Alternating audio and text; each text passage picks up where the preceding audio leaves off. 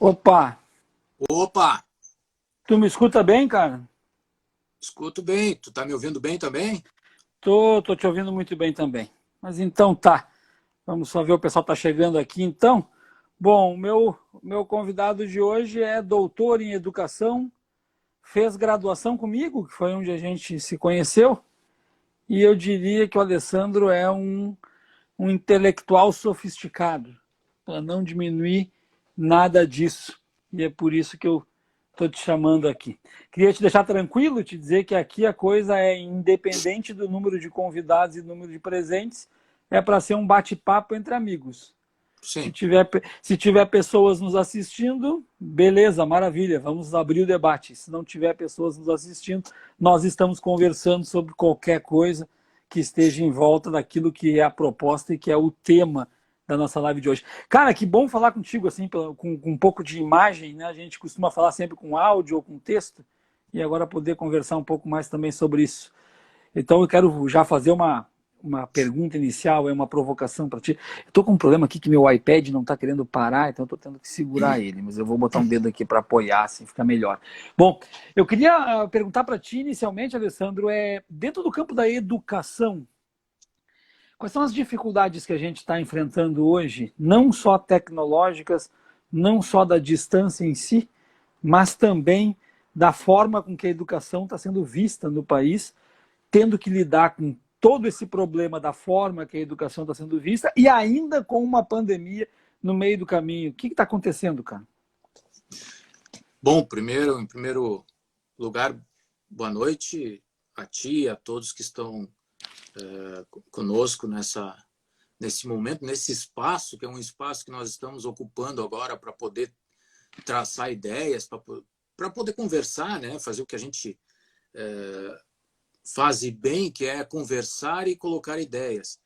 Queria te agradecer pela oportunidade de estar aqui, muito obrigado. Também agradecer pela tua gentileza aí essa questão intelectual a mim é cara, é muito complicado, né? Um país de letrados chamar alguém de intelectual é quase como uma ofensa, né? Porque é Mas é, mas, difícil. mas é, né? É um intelectual. E sabe, Alessandro, que sem querer te cortar, já te devolvo a palavra, mas Sim, tem muitas pessoas que chegam para mim e dizem assim: Viário, tu é um intelectual, ou Viário, tu te acha um intelectual. Cara, primeiramente, eu sou o mais sincero possível para dizer para as pessoas que eu não me considero um intelectual em hipótese alguma, mas eu sou uma pessoa em busca da intelectualidade de forma constante. Tá? Eu não tenho a menor dúvida disso. E eu acho que existe uma diferença muito grande entre estar em busca da intelectualidade sim, e ser um intelectual. Porque quando tu define sou um intelectual, tu está colocando um definidor um pouco preocupante, inclusive. Né? sim. Então quer dizer que eu não preciso mais partir daqui. Né? Eu cheguei, né? Vini vidi vici, né? É, Eu cheguei e agora não tem mais nada a buscar. Aí eu lembro sempre, Alessandro, da Ouro de Tolo do Raul Seixas. sim, Aquela hora sim. que, aquela hora que ele coloca tudo que ele conquistou e ele diz, tá, mas eu tenho uma porção de coisas grandes para conquistar e eu não posso ficar aí parado. Né? Então a gente está sempre nessa correria. E eu queria te ouvir sobre a trajetória, sobre a educação, sobre as dificuldades que envolve esse processo de educação, sobre essa pandemia que nos coloca, então, para algumas pessoas, perigosamente, ela se torna um bode na sala, Sim.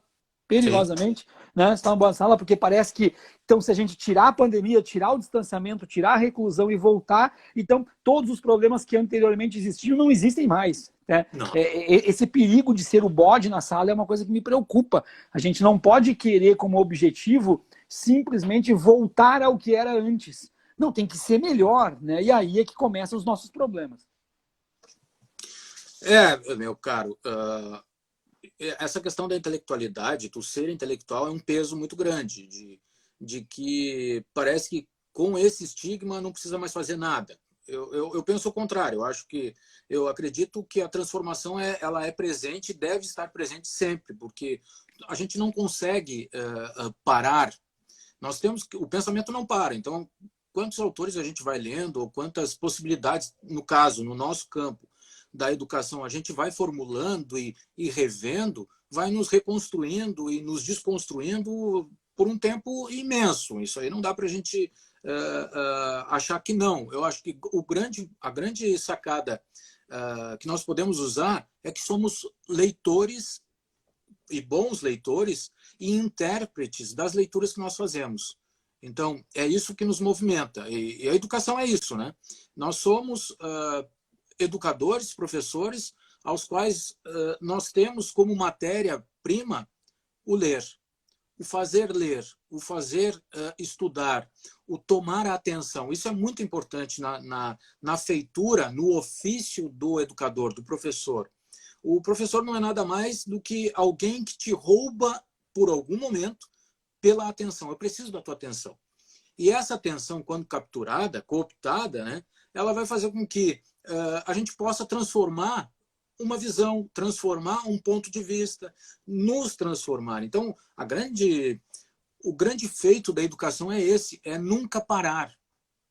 Eu não estou dizendo parar aquele que a gente costuma dizer de eu tenho que ter sucesso, tenho que progredir, tenho que... Não é esse parar. É o parar simplesmente, não parar para pensar simplesmente. A gente tem que pensar o tempo todo, tem que ter ideias, buscar outros lugares para se deslocar o pensamento. Eu acho que o grande papel do intelectual é modificar-se todo o tempo, mas o modificar-se para compartilhar essa mudança, esse olhar de leitura, né? Bom, meu caro, sobre a educação nesse momento, como tu falasse, as dificuldades, né? Eu vejo muitas dificuldades antes da pandemia, agora e o que vai vir pela frente, tá? Eu gosto muito de uma frase que a Judith Butler, logo que iniciou a questão da pandemia, ela disse que o vírus não discrimina ninguém, né? Não há classe social, enfim. E isso também a gente pode trazer para a educação. Porque nós tivemos nesse período que, ou com aulas remotas, que não é EAD, ou com a possibilidade de trabalhar de casa, ou mesmo sem saber que possibilidades a gente tinha ainda, nós tivemos que, de alguma forma, nos reinventar, nos reprogramar. Nós, professores, a escola em si. O que acontecia antes não era normal. Tá? Eu não posso encarar um Brasil, um país como o nosso, que tratava a educação com uma desigualdade imensa e continua tratando. E agora afunilou isso, tá? Vai ficar muito mais descarado essa desigualdade na educação. Basta que a gente veja quando que o ministro da Educação Federal entrou em cadeia de rádio e TV para nos orientar. Quando ele entrou? Nunca. Quando que um secretário de educação, falando aqui no caso do estado do Rio Grande do Sul, pegou a posição de fala para dizer que normas, o que nós podemos fazer, como é que o estado vai funcionar? Também não. Ou seja, o que acontecia antes com a educação, que estava à deriva, continua acontecendo. Agora eles desapareceram. Então, nesse contexto brasileiro de normalidade do que era antes, que eu não posso encarar essa normalidade como algo normal, porque a gente já não tinha educação. Eu falo de uma educação pública, mas falo também de uma educação particular, a qual também foi esquecida nesse momento. Entendeu? Então, nós estamos tendo, e não é de agora, um prejuízo muito grande na educação, na cultura, principalmente na cultura, né, do que significa ter cultura num país ao qual nós temos milhões de letrados, né? E letrados que eu falo são pessoas que estão analfabetas ainda, num contexto de século XXI. Então, eu vejo, meu caro, que a gente está tomando posições que nós vamos ter que, pós-pandemia ou durante pandemia, de buscar soluções imediatas e soluções precisas para o que a gente está vivendo. E nós estamos vivendo um período em que nós, educadores, nós, professores, nós vamos ter que fazer campos de resistência campos em que nós vamos ter que dizer, agora chega, nós não aguentávamos a normalidade e não vamos aguentar o que vem pela frente. Nós precisamos fazer uma resistência a isso. E a resistência a isso é o quê? É tomar posição. Por exemplo, isso que tu estás a fazer aqui é um ato de tomar uma posição, é ocupar um espaço que eu não vou dizer que é público, porque não é público, nem todos têm acesso à internet, mas é um espaço que realmente está aberto para a gente conversar. E esse período de poder conversar sobre educação, ele é valiosíssimo, porque ele já está jogando adiante uma possibilidade de que a gente busque melhorias, ou pelo menos busque o diálogo para qualificar o que a gente está fazendo. Então, cara, nesse sentido, nós temos que, sim, de cada vez mais, tornar a educação algo plural e acessível. O que a gente não está vendo agora é isso, tá? Porque eu estou vendo uma desigualdade cada vez maior em relação à educação. Quando o ministro fala para os meios de comunicação que ele vai usar o Enem politicamente para forçar os governadores e prefeitos das cidades e estados a terem que voltar, sair da quarentena para que os alunos estudem para o Enem nas escolas, cara, isso é horrível, é péssimo para a própria educação. Nenhum país fez Sim, isso.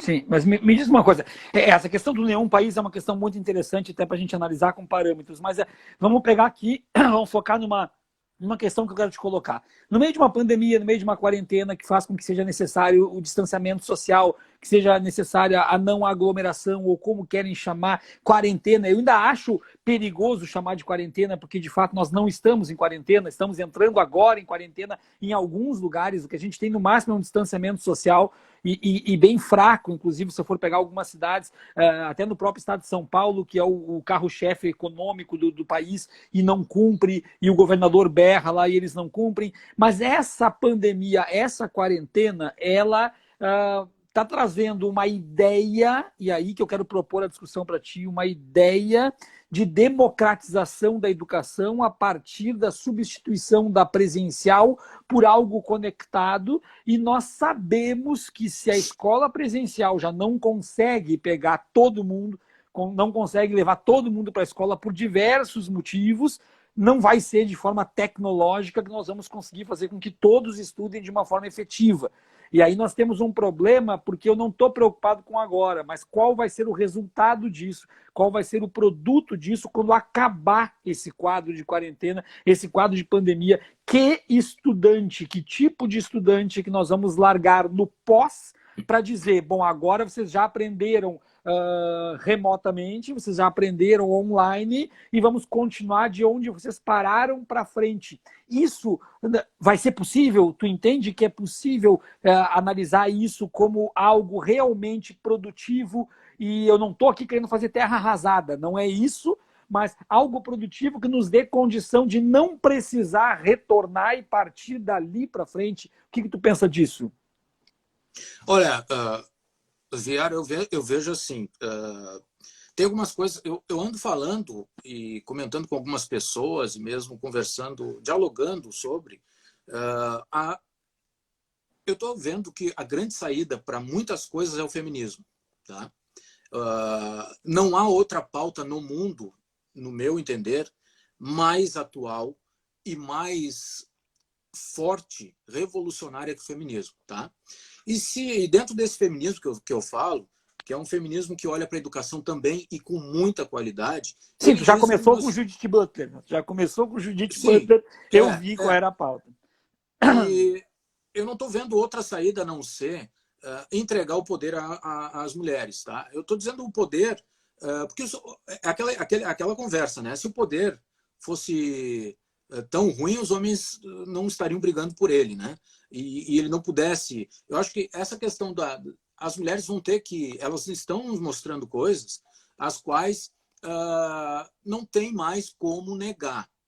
E esse patriarcado ao qual nós pertencemos, esse machismo impregnado, cultural, ele vai ter que acabar. E as mulheres estão mostrando as possibilidades para isso. dentro disso, quando eu chamo a educação para olhar, essas mulheres para olharem esta educação, elas estão fazendo com que a escola, a gente encare ela como um local de igualdade. Aí eu vou te buscar um autor que eu gosto muito, que é o Jorge La Rosa, e o La Rosa, ele traz a possibilidade de a gente olhar para a escola como ainda o único local, estou falando da escola presencial, tá? O único local de democracia. Ou melhor, a escola ainda é, na nossa sociedade, que eu estou falando de uma sociedade capitalista, tá? Na nossa sociedade, a escola ainda é o lugar que consegue nos tornar iguais. Se tu sabe, tu trabalha em escola, os movimentos de maior revolução ou de maior possibilidade de pensamentos nas escolas hoje estão sendo formulados e pensados por meninas. Além disso, tá? Essas meninas estão promovendo campos de resistência intelectual, de resistência a esses machismos, a essas homofobias, enfim, a todos esses ismos que a gente está vendo e estão sendo legitimados agora. Mas eu olho para a escola como um lugar que eu consigo fazer barricadas, tá? Que é o que o La Rosa também fala. A escola ainda nos dá a possibilidade, e só ela, estou falando é só ela porque não tem outro lugar a não ser a escola, que faz para o jovem, tá? Para esse menino, essa menina, e diz para ele, cara, olha aqui, ó, esse período que tu tem aqui, tu vai poder pensar, tu vai poder errar, tu vai poder refazer, tu vai poder usar da reflexão, meu cara. Eu vou te tirar do shopping center, que é a meca do consumo, e te botar num espaço em que tu... Claro, eu não estou dizendo que não haja consumo dentro da escola, há também, mas é um outro consumo, não o desenfreado. A escola ainda é, socialmente, o único espaço que nós temos para esquecer a produção capitalista. Para esquecer aquele período em que nós estamos só fazendo coisas para progredir. A gente não está se preocupando no fazer presencial com o pensamento. Eu tenho diversas escolas às quais a gente ouve e presencia alunos preocupados somente com questões, com acertar questões. Essa escola é uma escola que não tem espaço para o pensamento. A escola presencial, que nós precisamos tanto dela e cada vez mais, e eu acho que essa pandemia nos trouxe essa possibilidade de ver que a escola, sim, é necessária cada vez mais. Essa escola presencial é a escola do social, é a escola em que a igualdade está ali presente. Eu pego os jovens e digo para eles, cara, vocês agora são estudantes, vocês agora precisam de atenção para algo. Tudo o que a nossa sociedade hoje está fazendo é contra isso. É tirar a atenção, é dispersar. Então, cada vez mais, tentando te responder, cada vez mais nós precisamos da escola para dar atenção. E fazer esse dar atenção é pegar aquele jovem, pegar um livro e dar para ele ler. Cara, leva para casa esse livro aqui, ó, e lê. É pegar um filme e mostrar para ele trechos do filme ou dizer, termina em casa. Isso a escola presencial ainda faz. É o contato. Eu preciso te ver, eu preciso estar junto contigo. Eu preciso te ver movimentar-se no espaço escolar. A educação é política. Tá? A educação, ela é resistência, ela é usada para isso. A gente precisa dessa educação presencial para ver que as coisas não estão normais. Que esse ensino que está sendo feito aqui, ele é precarizado. Mas a gente precisa mudar isso. E a mudança não é essa mudança tecnológica. A gente já viu isso. Nós já vimos que teve um momento da educação no Brasil que caiu assim de paraquedas, que todo mundo tinha que ser extremamente tecnológico. Eu estou falando tecnologia, essa tecnologia que a gente compra, tá? Que temos que ter todo aquele aparato tecnológico para poder dizer que sim, agora nós somos uma escola. Nós sempre fomos escola. Esse aparato tecnológico, ele surge como uma ferramenta, mas não como uma salvação. A gente está vendo isso agora. O quanto nós temos de pessoas dizendo, eu quero voltar para a escola, porque eu preciso rever pessoas. A questão é essa. De que momento na nossa história de educadores a gente teve que se reinventar em tão pouco tempo. E, claro, eu não estou dizendo que a tecnologia é ruim, não é ruim, mas nós temos que encarar essa tecnologia como uma possibilidade de pensar sobre ela. Sim, essas plataformas são importantes, são interessantes. Graças a elas que nós estamos tendo esse contato aqui agora.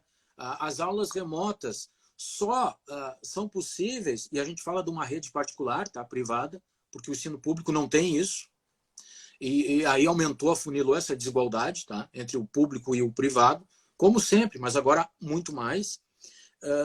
Eu falando de uma escola particular que há essa possibilidade, é uma outra educação que a gente vai ver a partir de agora. Uma outra educação nesse sentido, de que ferramentas a gente vai poder usar.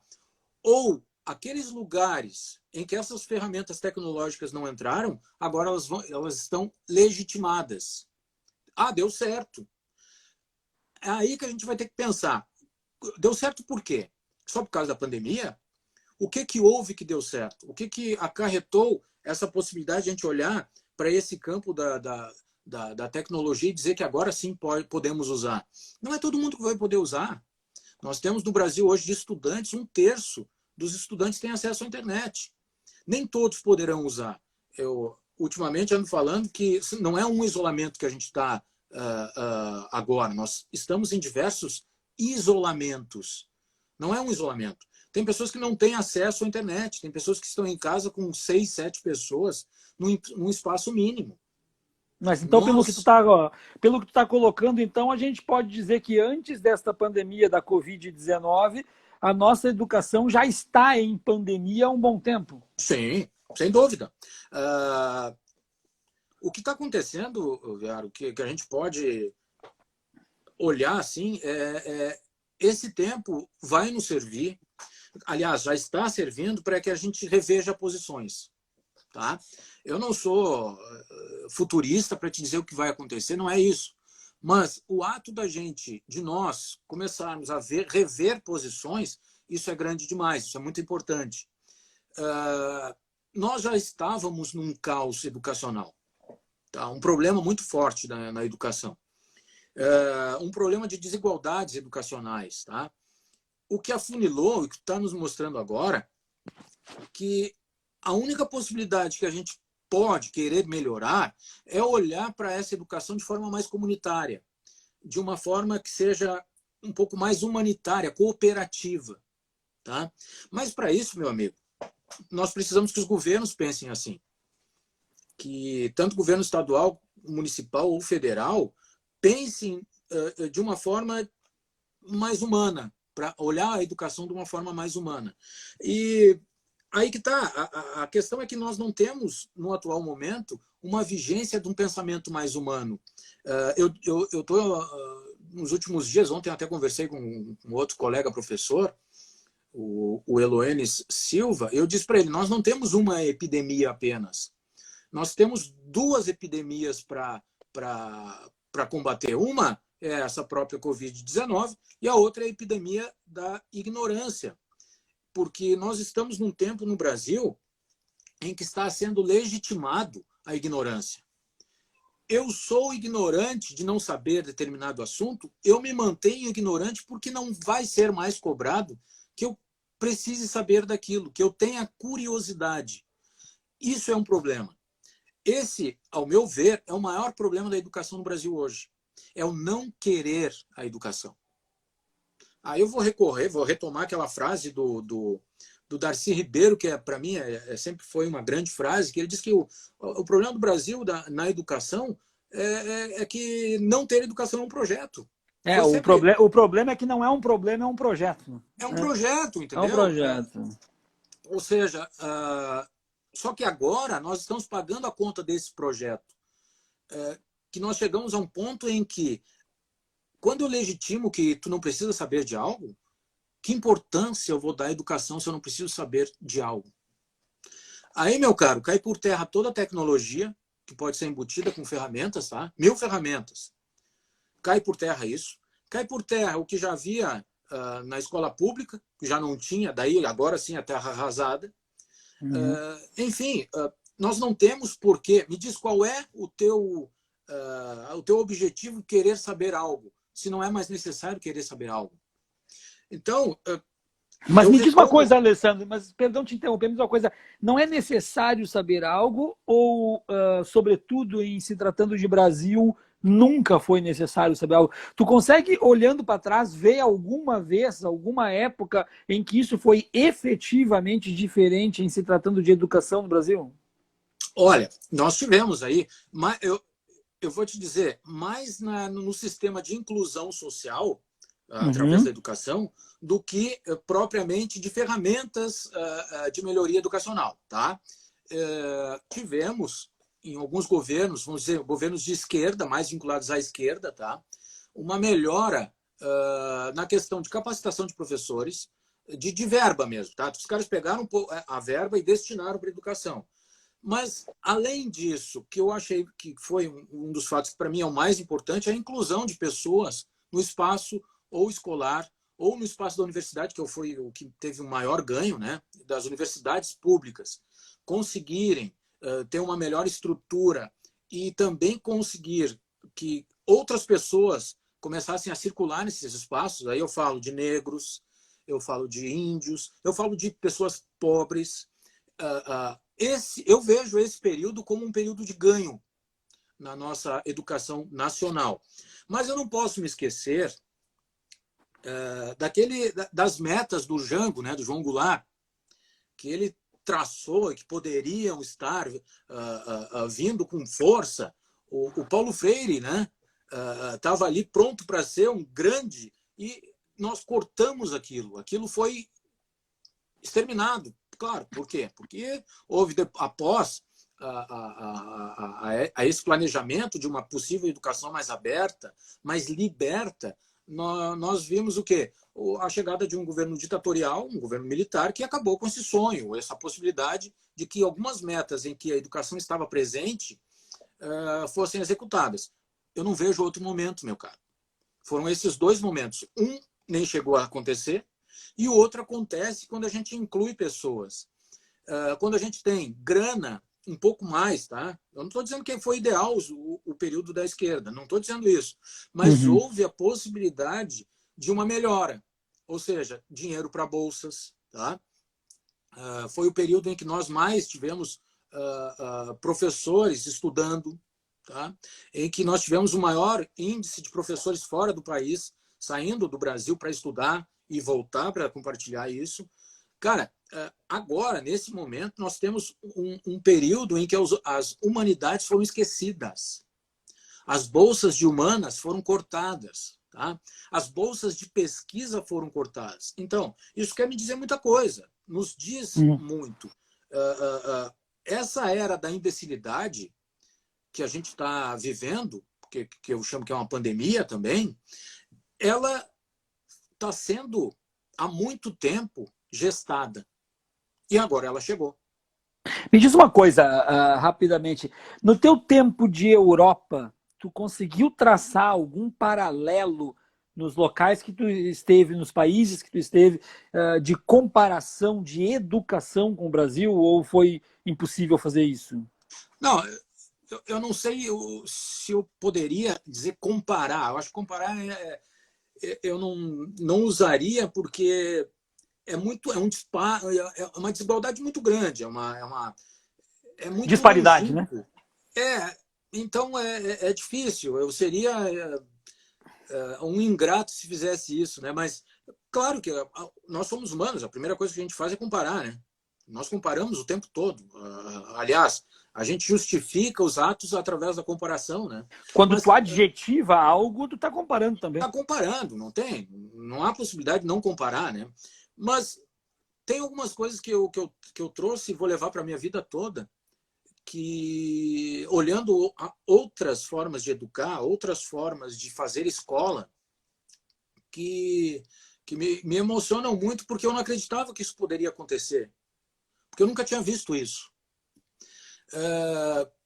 Seminários na Europa, em Portugal, ou mesmo em Madrid, enfim, na França, esses caras, eles conseguem dar a atenção à leitura. Esse fato, não é o fato simples de ler, mas o fato de a importância que há na leitura. E isso, Viaro, é uma questão assim, ó, que é muito cara, entendeu? Porque não é simplesmente o ler por ler, é o ler porque a partir dessa leitura eu posso interagir. Eu tenho a possibilidade de falar sobre. E isso, meu amigo, aqui no Brasil a gente não tem. Tem, mas em grupos minúsculos, tá? Em lugares, por exemplo, as academias, mas isso não sai da academia, entendeu? Não se torna público. Eu sempre retomo La Rosa, porque eu sou um grande leitor dele, porque eu admiro muito as coisas que ele vem trazendo e vem discutindo, não é de agora, há muitos anos. Mas o papel do professor é o fazer ler. É organizar textos para que o outro possa, a partir desses textos, se transformar. E na Europa isso é presente.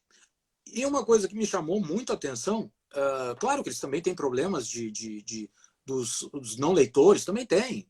Tem problema também ainda com a questão da diversidade de leitores, que os caras estão sendo interrompidos por outras coisas, é o celular, enfim. Problemas que nós temos aqui, que é a chamada dispersão, né, intelectual, a gente não consegue fazer alguma coisa mais por mais de 10, 15, 20, 30 minutos, mas na universidade, na escola, eu fui na escola da Ponte, em Portugal, e além dela, outras escolas que eu perambulei, e eu vi que o momento de ser escola, estar em escola, é um momento importante para eles. Para mim, no meu entender, esse foi o maior ganho que eu vi entre eles e nós. O nosso tempo aqui, dos nossos estudantes de estar na escola, eu não digo para todos, tá? Mas para um grande porcento deles, dos nossos estudantes, é horrível estar na escola. É um tempo que, para eles, parece que está se perdendo ali. É um artigo, e lá né? é diferente. Lá é diferente. Claro que eu também vi lá o estudante no celular, o estudante querendo ir para cá. Tem também, não estou dizendo que não tenha. Mas é um outro valor ao local escola. E esse foi o meu o principal diferencial nosso deles. Claro que, historicamente, os caras têm 1000 anos à nossa frente, tá? 500 anos, no mínimo, que os caras têm a possibilidade de aprendizado do que nós. É óbvio isso.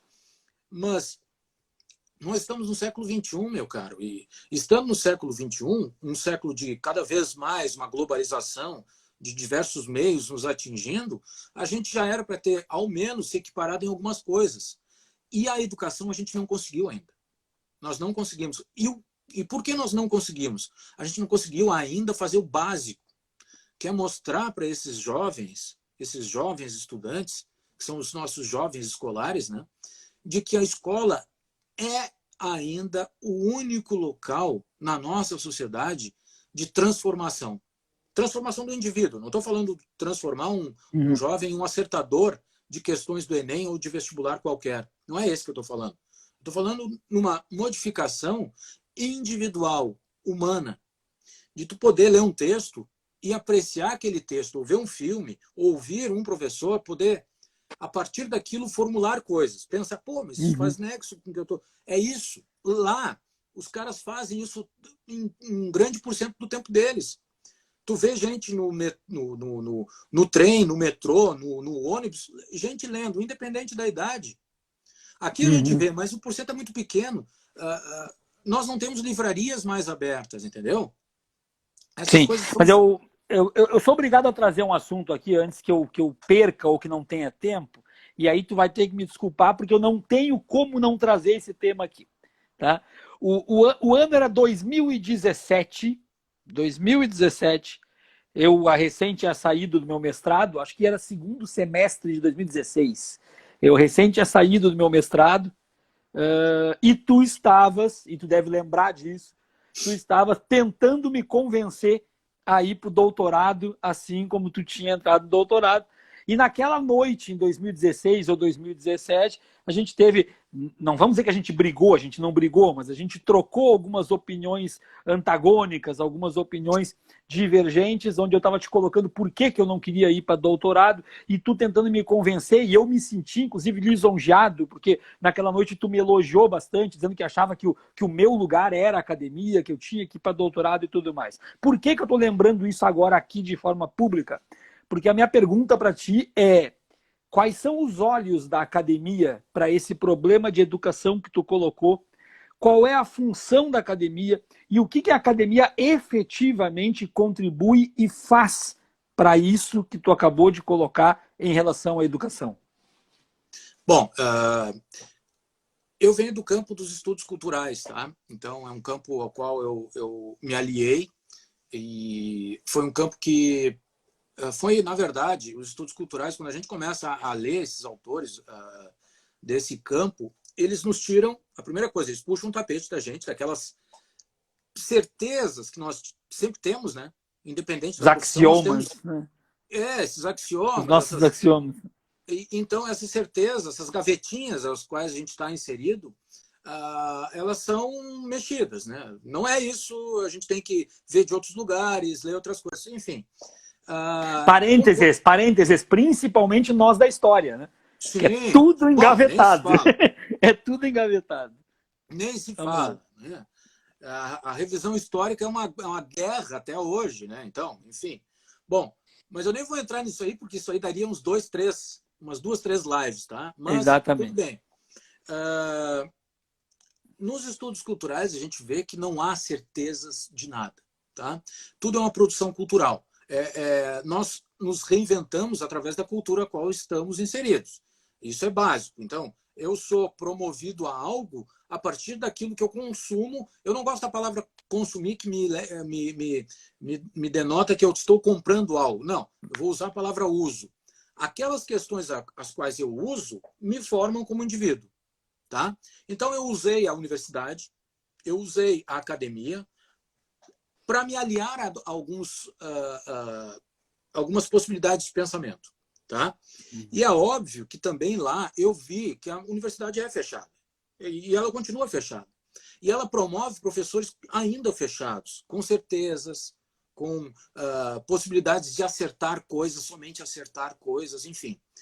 Mas ainda a gente tem pessoas, e nós estamos vendo cada vez mais pessoas com a possibilidade de trazer uma aproximação dessa escola que nós trabalhamos ao que está se pensando na universidade.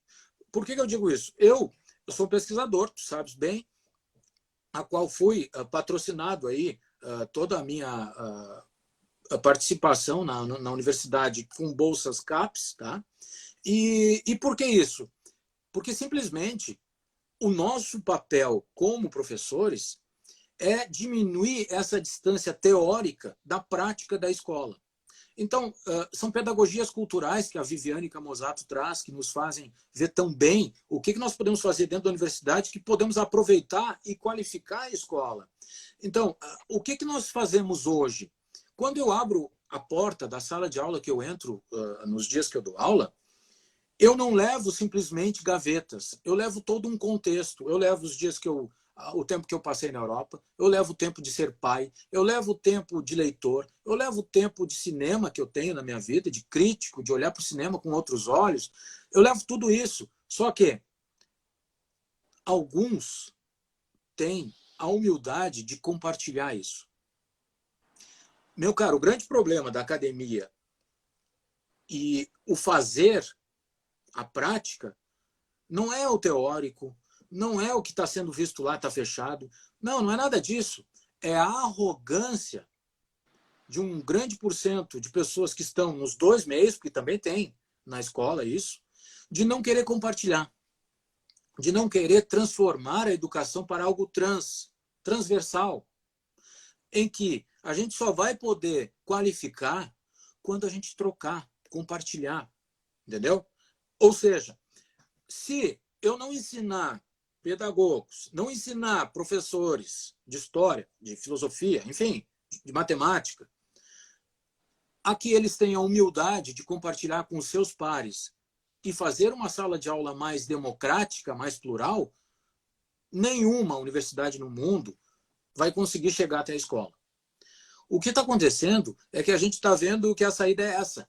Por isso que eu falei no feminismo, entendeu? No início. Eu abri falando que a grande saída é o feminismo. A grande saída é olhar para o que essas mulheres estão fazendo. Porque elas estão trazendo a possibilidade de trocar ideias. E de, a partir dessa troca de ideias, que trocar ideias é humildade, né, meu caro? É esquecer algumas coisas para poder trocar outras. Então, somente a partir disso, a gente está conseguindo falar em educação com outros olhos, com uma outra didática. Eu não vejo outra saída. A aproximação da escola e a universidade, ela passa por essa igualdade de lugares. Tá? É claro que a gente sabe que a universidade tem as suas fechaduras, tem os seus complexos, tem toda uma gama de influências ali que não permite que muita coisa saia. Talvez algumas coisas não precisem sair dali, tu tem que estar lá.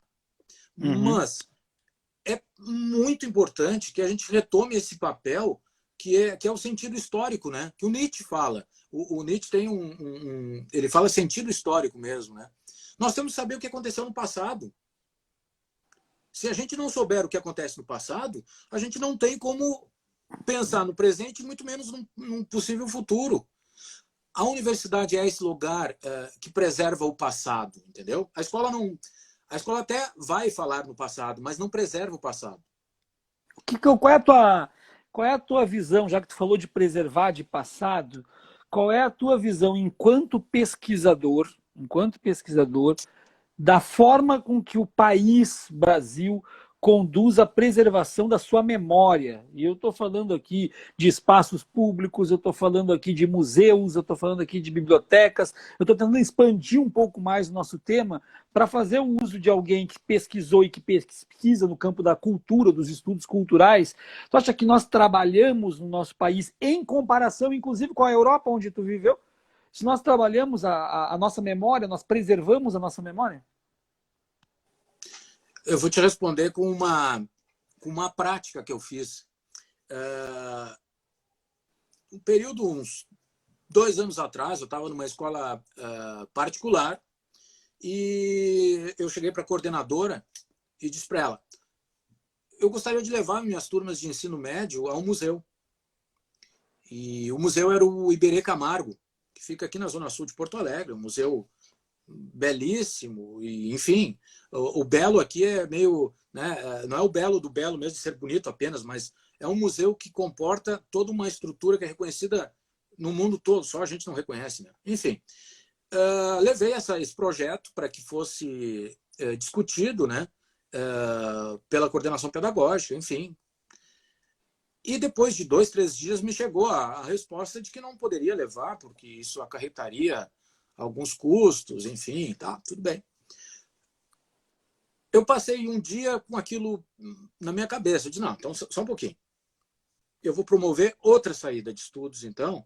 Eu vou levar eles ao shopping center. Fiz o mesmo pedido para a mesma coordenadora pedagógica e no mesmo dia foi aprovado a ida ao shopping center. O que isso quer... O que isso está querendo nos diz e vai dizer muito a mim por um bom tempo? Quais são as nossas prioridades nesse país? Quais são as nossas prioridades como educador? É óbvio que eu cancelei a ida ao shopping, porque não era, eu só queria ver o que poderia acontecer, porque nunca foi meu interesse ir ao shopping em vez de ir ao museu, mas serviu para mostrar quem somos nesse país. Nós não preservamos memória nenhuma. Tá? Os poucos que preservam memória estão também sendo colocados em gavetas, ainda mais agora, tá? Nesse momento. A nossa memória, na verdade, é o não ter memória. Por quê? Porque se nós temos memória, de alguma forma, nós jamais votaríamos em Bolsonaro para presidente. Se nós tivéssemos memória, nós jamais falaríamos de questões as quais a gente está falando agora, porque a gente saberia resolvê-las. Memória é para que a gente possa não errar. no presente e futuro. Só que se eu começo a levantar que a memória é importante, eu não manipulo mais. Eu não consigo mais ir para a mídia e fazer com que as pessoas encarem a mídia como uma verdade sem nenhuma possibilidade de argumento, de crítica. E tu acha possível que isso ocorra também de forma inconsciente ou é Sim. 100% consciente? Eu acredito nas duas formas. Nas duas formas. Mas o inconsciente coletivo é muito forte também, né? Quando eu te digo que é muito mais legal tu ires a um shopping center que tem 500 mil atrativos do que ir ao museu, eu estou te dizendo que o importante é que tu seja consumidor e não um apreciador de arte. E quando eu vou ao museu, o ato de ir ao museu é político. Entendeu? Eu vou ao museu, posso ser transformado pelas coisas que há nesse museu. Quando eu vou a um shopping center, eu não sou modificado. Eu sou induzido a comprar. Porque olha como é a estrutura. Eu tenho uma aula minha que eu dou somente sobre as estruturas de como é feito um shopping center. Um shopping center, ele é super iluminado. Por quê? Para que a gente perca a noção do espaço e do tempo. Então, se eu puder ficar 24 horas ali gastando, se eu tiver esse dinheiro para isso, eu vou ficar. Um shopping center, as saídas são dificultadas. Por quê? Para eu não sair. Olha o tamanho das portas de saída de um shopping.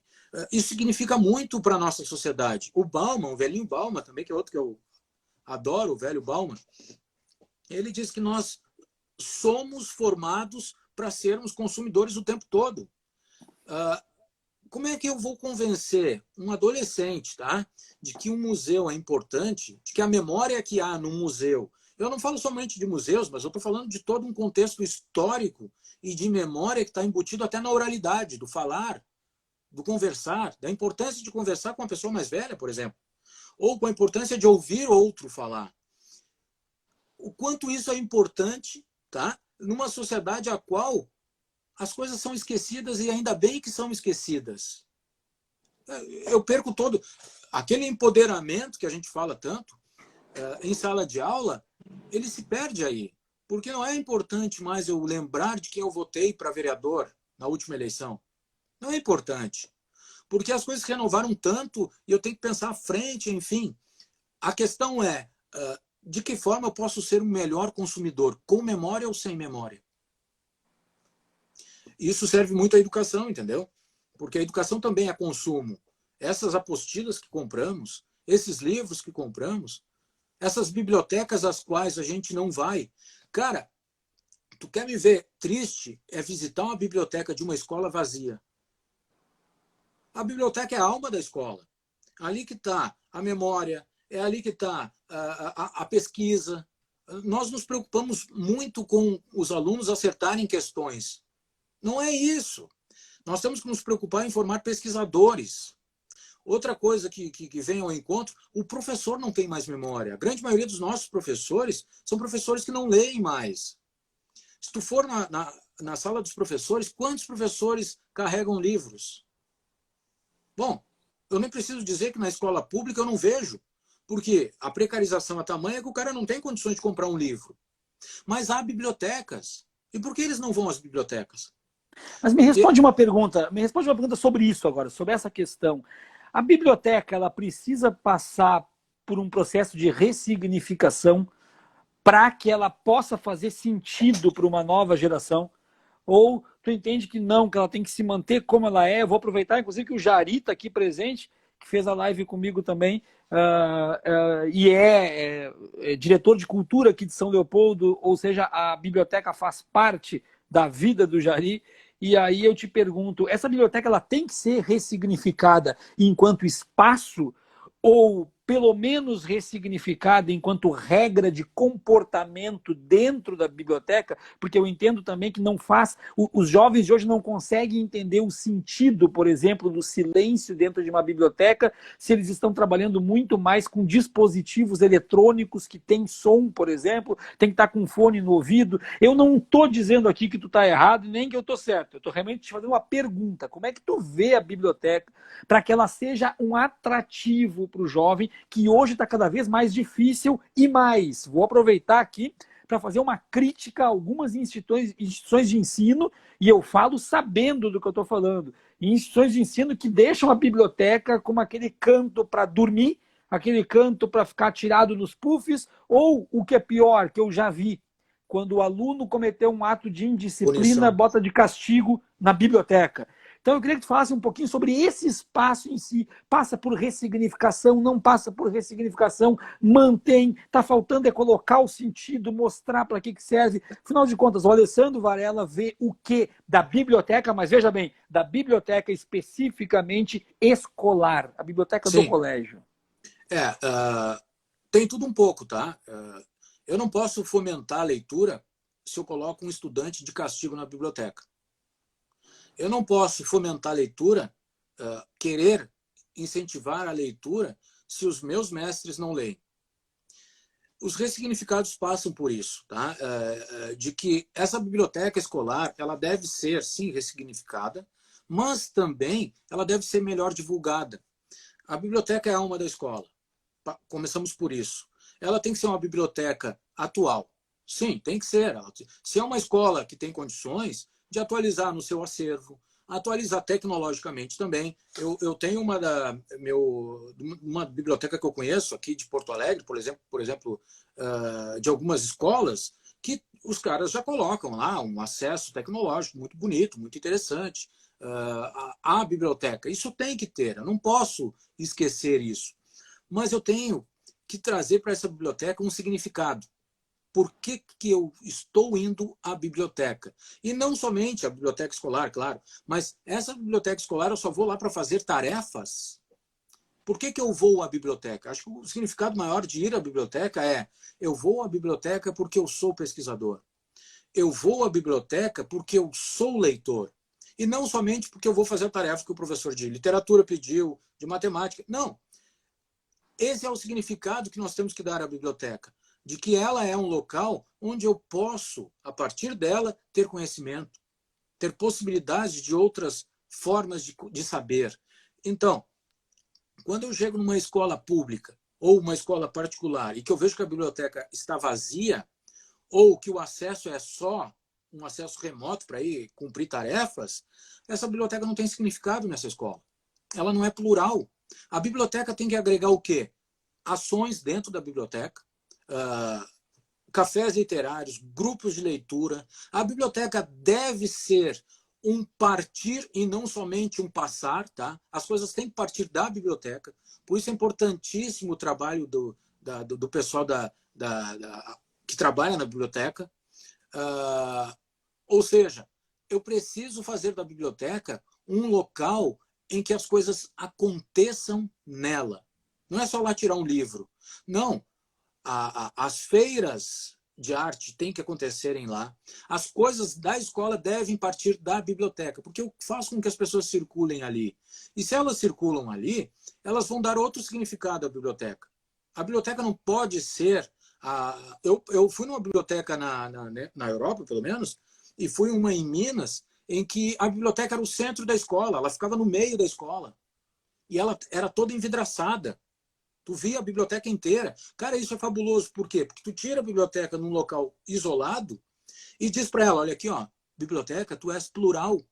Tu recebe a todos aqui. Então, essa biblioteca, ela tinha um outro significado. Ela fazia com que todos a vissem com uma outra importância. Se eu não der essa importância, quem dará? Os professores devem frequentar uma biblioteca. Não é só o professor de literatura. Todos os professores têm de usar a biblioteca da melhor forma possível, porque daí dá outro significado. O Eloenes, um grande amigo meu também, nós conversamos muitas coisas, e dentre elas, quais são esses significados? Ele ontem falou uma coisa que me contou também numa live, algo que é muito importante.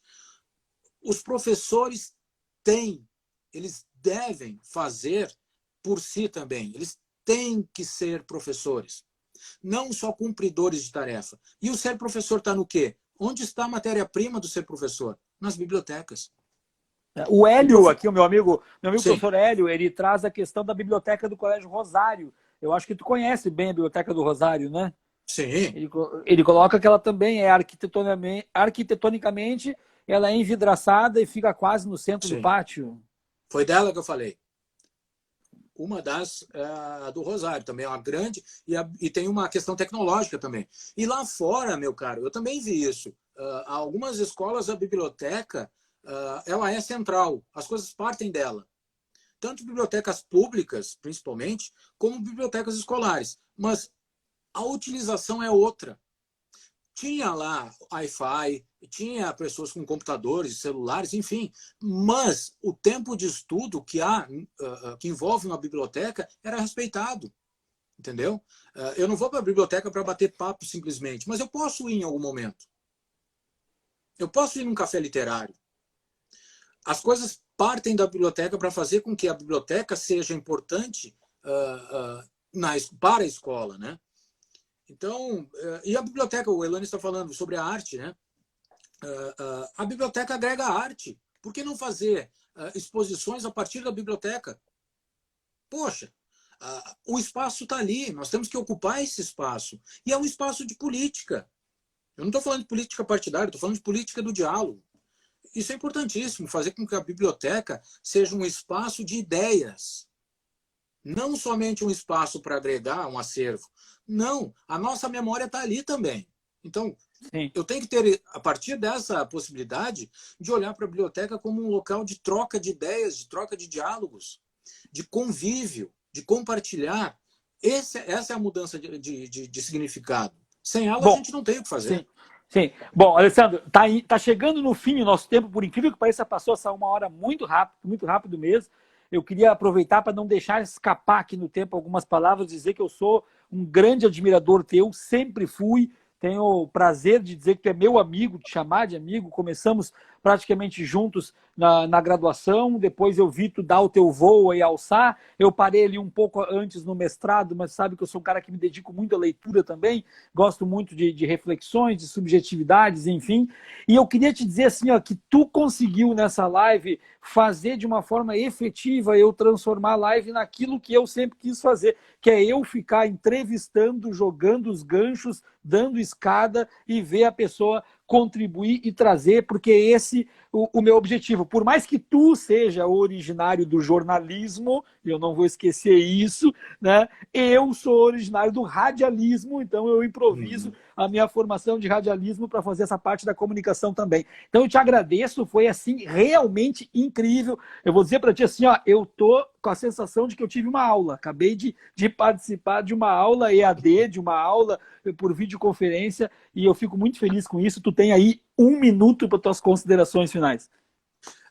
Eu só queria agradecer, porque tu sempre foi generoso comigo, te agradeço muito a possibilidade de poder falar. Eu acho que esses espaços nós temos que ocupar para poder trocar, fazer trocas de ideias. Eu acho que isso, todo o espaço que nós, educadores, nós, professores, pudermos ocupar nessa sociedade imbecilizada que nós estamos vivendo, nós temos que ocupar.